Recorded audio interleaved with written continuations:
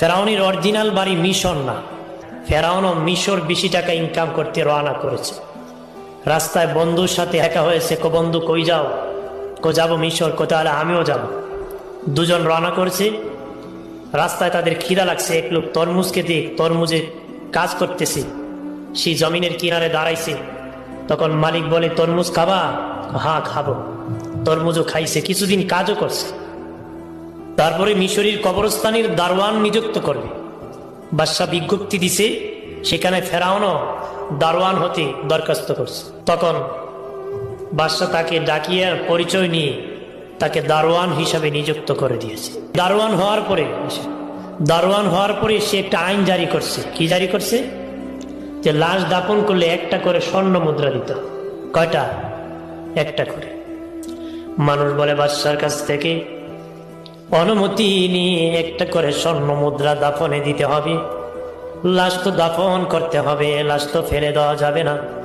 তাফসীরের কিতাবের মধ্যে এসেছি পরপর তখন কলেরা মিশরে লেগে গেল, মানুষ বেশি মারা গেল। বেশি মারা যাওয়ার কারণে দাফন বেশি হয়েছে। খুব তাড়াতাড়ি ফেরাউন ধনী হয়ে গেছে।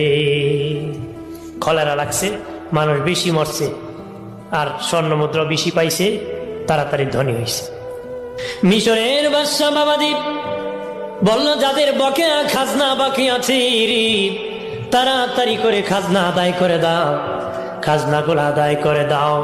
তখন ফেরাউন বলল, বাদশাহ আমার তো অনেক টাকা হয়ে গেছে, আপনি যদি অনুমতি দিতেন আমি সবার পক্ষে খাজনা আমি একা আদায় করে দিতাম। সবার পক্ষে থেকে খাজনা আমি একা দিয়ে দিই। বাদশাহ ছেলেটা তো খারাপ না, ভালো ইনকাম করছে, কিন্তু জনগণে দিয়ে দিতেছে।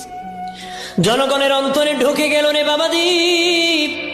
মানুষ মনে মনে বলে, ওই বেচারা যদি দারোয়ান না হয়ে বাদশা হতো তাহলে তো কিছু কিনে খাওয়া লাগতো না। সে নিজে ইনকাম করে আমাদের খাজনা সে নিজের টাকা আদায় করছে। কিছুদিন পরে মিশরের প্রধানমন্ত্রী মারা গেছে, বাদশা একটা ইলেকশন দিছে। ফেরাউন সেই ইলেকশনে ভোটে দাঁড়ায় গেছে। কে কারে ভোট দিবে কানাকানি দেখে সবাই মিলে কয় ফেরাউন রে ভোট দিবি।